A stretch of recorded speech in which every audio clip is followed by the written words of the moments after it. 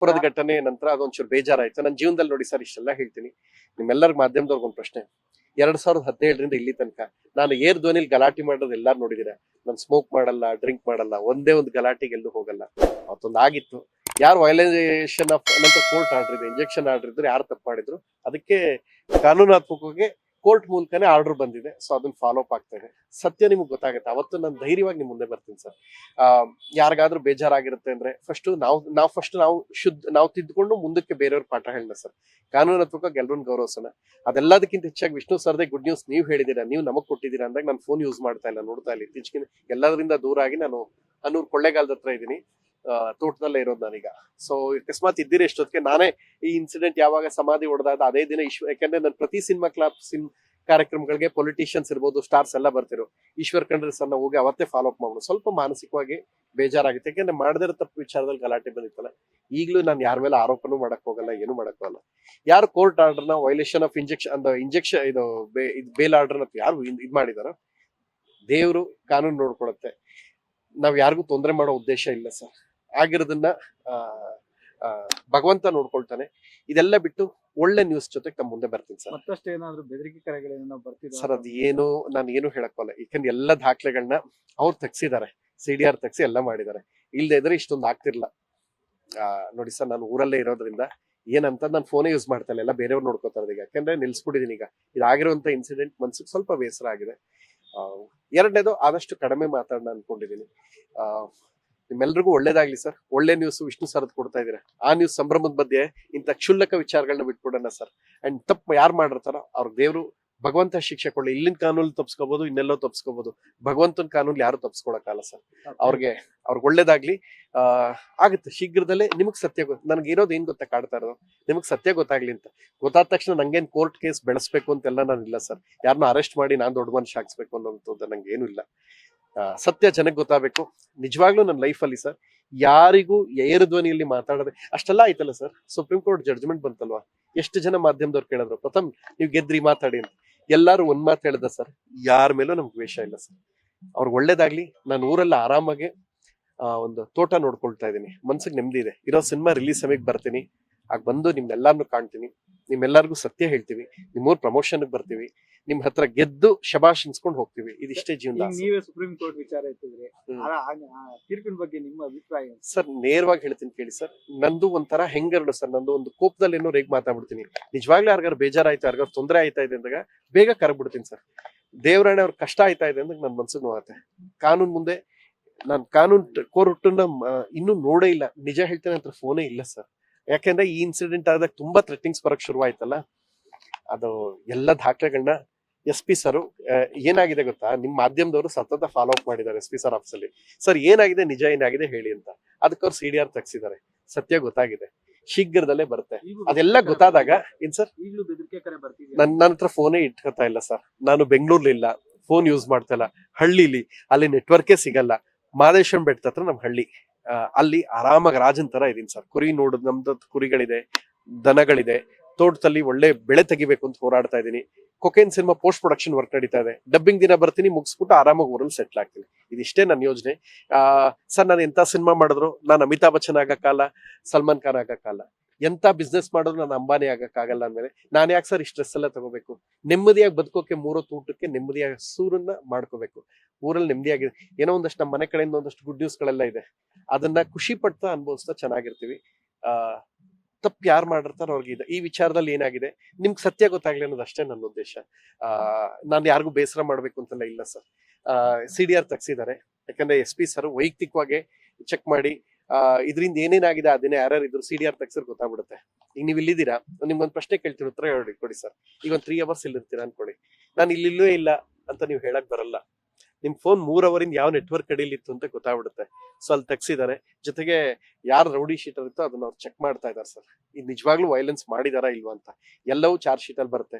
ನಿಜವಾಗ್ಲೂ ಅದಾದ್ಮೇಲೂ ನಾನು ಮುಂದುವರ್ಸಲ್ಲ ಸರ್. ನಂಗೆ ಯಾರ ಮೇಲೂ ದ್ವೇಷನೇ ಇಲ್ಲ sir. In fact Supreme Court judgment ಬಂದಾಗ್ಲೇ ನನಗೆ ಗೊತ್ತಾಗಿದೆ 2 ದಿನ ಆದ್ಮೇಲೆ. ಯಾಕೆಂದ್ರೆ ನಾನು ಹಳ್ಳಿಲಿದ್ದೆ, ಇಂಡಿಪೆಂಡೆನ್ಸ್ ಡೇ ದಿನ ನಾನು ಊರಲ್ಲಿದ್ದೆ. ಅದಾದ್ಮೇಲೆ ಹೌದಾ ದೇವ್ರು ಒಳ್ಳೇದ್ ಮಾಡ್ಲಪ್ಪ, ಯಾರಿಗೂ ನೋವಾಗದೆ ಇರ್ಲಿ ಅಂತಾನೆ ನಾನು ಕೇಳ್ಕೊಳ್ಳೋದು. ಆಮೇಲೆ ಯಾರ ಮೇಲೆ ದ್ವೇಷ ಸಾಧಿಸೋದೇ ಇಲ್ಲ ಸರ್.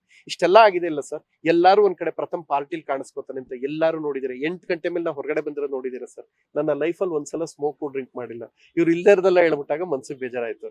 ಅದಕ್ಕೆ ಅಷ್ಟೇ ಸರ್, ನೀವ್ ಎಲ್ಲಾರು ಚೆಕ್ ಮಾಡಿ. ಪ್ರಥಮ್ ಈ ತರ ಒಂದ್ಸಲ ಸ್ಮೋಕ್ ಮಾಡ್ತಾರೆ, ಡ್ರಿಂಕ್ ಮಾಡ್ತಾರೆ, ಬಿಯರ್. ಸರ್ ಸಾರ್ಗ್ ಒಂಚೂರು ಉಪ್ಪು ಜಾಸ್ತಿ ಹಾಕಿ ನಾವು ಊಟ ಮಾಡಲ್ಲ ಸರ್.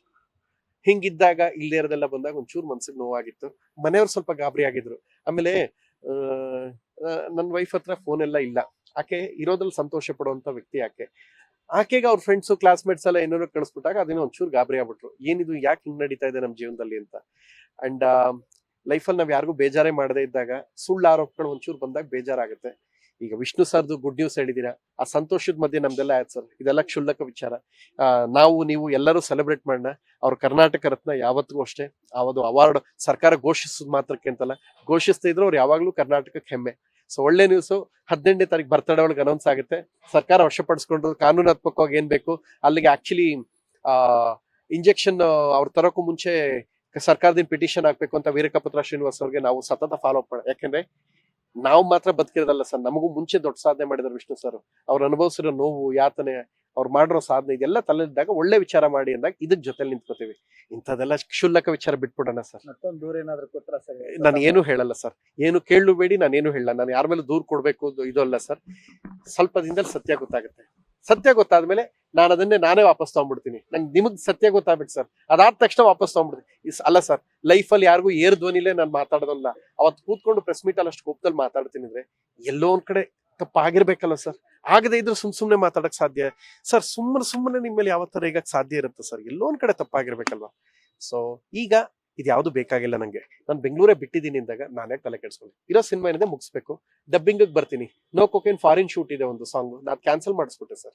ಈ ವಿಷಯ ಆದ್ಮೇಲೆ ಮನೇಲಿ ಬೇಡಪ್ಪ, ಎಲ್ಲೂ ಹೋಗೋದ್ ಬೇಡ, ಆರಾಮಾಗಿ ಊರಲ್ಲಿ ತೋಟ ನೋಡ್ಕೊಂತ ಹೇಳೋದು. ಈಗ ಎಲ್ಲಾ ಕಡೆ CCTV ಹಾಕ್ಸಿದೀವಿ.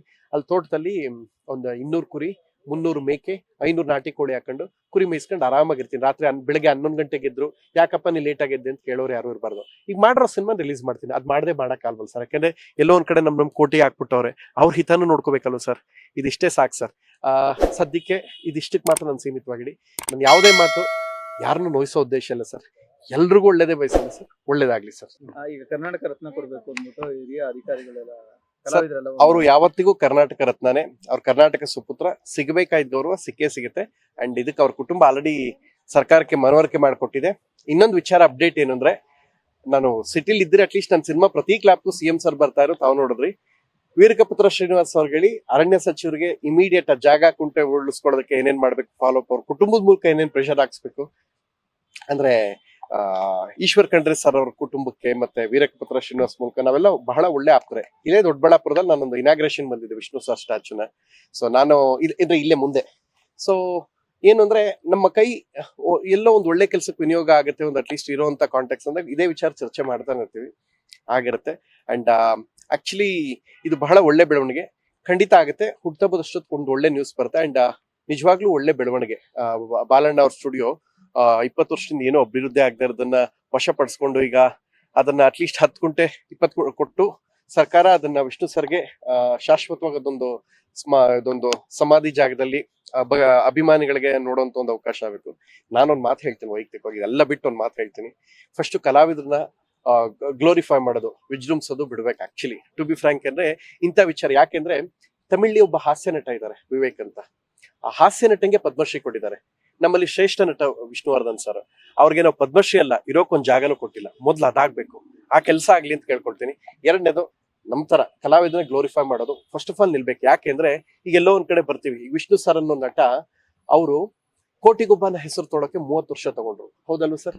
ಈಗ ಏನು ಅಂದ್ರೆ ಕಾರಿಂದ ಇಳಿತಾ ಇದ್ದಂಗೆ ಕೋಟಿಗೊಬ್ಬ ಸಾಂಗ್ ಹಾಕೊಂಡ್ಬಿಡ್ತಾರೆ. ಸೊ ಇದು ಆಗೋದ್ರಿಂದ ಏನಾಗ್ತಾ ಇದೆ ಅಂದ್ರೆ 30-35 ವರ್ಷ ಕಷ್ಟಪಟ್ಟು ವಿಷ್ಣು ಸರ್ ತಗೊಂಡ ಹೆಸರನ್ನ ನೆನ್ನೆ ಮೊನ್ನೆ ಬಂದವ್ರಿಗೆ ಗೋಲ್ಡ್ಗೆ ಹಾಕೊಂಡು ಬಿಲ್ಡಪ್ ಕೊಡೋರ್ಗೆಲ್ಲ ಹಾಕ್ತಾ ಹೋದ್ರೆ ಸೊ ನಾವು ತೋರ್ಸೋ ಗೌರವ ಆಗಲ್ಲ.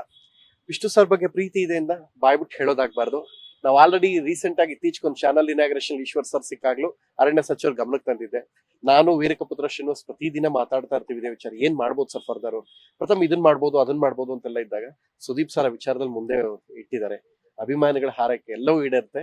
ಕರ್ನಾಟಕ ರತ್ನ ಸಿಗುತ್ತೆ ಅಂದ್ರೆ ಅದಕ್ಕಿಂತ ಹೆಮ್ಮೆ ಇನ್ನೊಂದೇನು ಸರ್, ಅದು ಕೇಳಿ ಪಡ್ಕೊಳಂಗ ಆಗ್ಬಾರ್ದು, ಅದು ಸರ್ಕಾರ ಗೌರವಿಸಿ ಅವ್ರು ಕೊಡಂಗ ಆಗ್ಬೇಕು. ಅದಕ್ಕಿಂತನೂ ದೊಡ್ಡ ಪ್ರಶಸ್ತಿಗೆ ಅವ್ರ ಅರ್ಹರು. ಈ ಸಲ ಸೆಪ್ಟೆಂಬರ್ 18 75ನೇ ವರ್ಷ. ನೀವೆಲ್ಲರೂ ಸರ್ ಸಂಭ್ರಮಿಸ್ತೀರಾ, ನಿಮ್ ಕುಟುಂಬ ಸಂಭ್ರಮಿಸ್ತೀರಾ, ಅದನ್ನ ಮಾತ್ರ ಕೇಳಿ. ನೀವು ಈ ಸಲ ಒಳ್ಳೆ ಗುಡ್ ನ್ಯೂಸ್ ಜೊತೆಗೆ ಬರ್ತೀವಿ. ಒಂದು.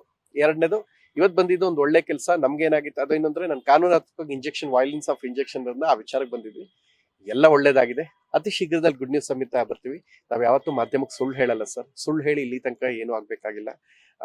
ಮನೆಯವ್ರಿಗೆಲ್ಲ ಬೇಸರ ಆಗಿತ್ತು ಇಂಥೊಂದೊಂದು ಇನ್ಸಿಡೆಂಟ್ ಜುಲೈಲಿ ಆಗಿದ್ದಕ್ಕೆ ನಾವು ಬ್ರೇಕ್ ತಗೊಂಡಿದ್ದೆ. ಎಲ್ಲ ಒಳ್ಳೆ ನ್ಯೂಸ್ ಜೊತೆ ನಿಮ್ ಮುಂದೆ ಬರ್ತೀವಿ ಸರ್, ಒಳ್ಳೆ ಸಿನಿಮಾ ಮೂಲಕ. ಅತಿ ಶೀಘ್ರದಲ್ಲೇ ಕೊಕೇನ್ ಬರ್ತೆ, ನೋ ಕೊಕೇನ್ ಸಿನಿಮಾ.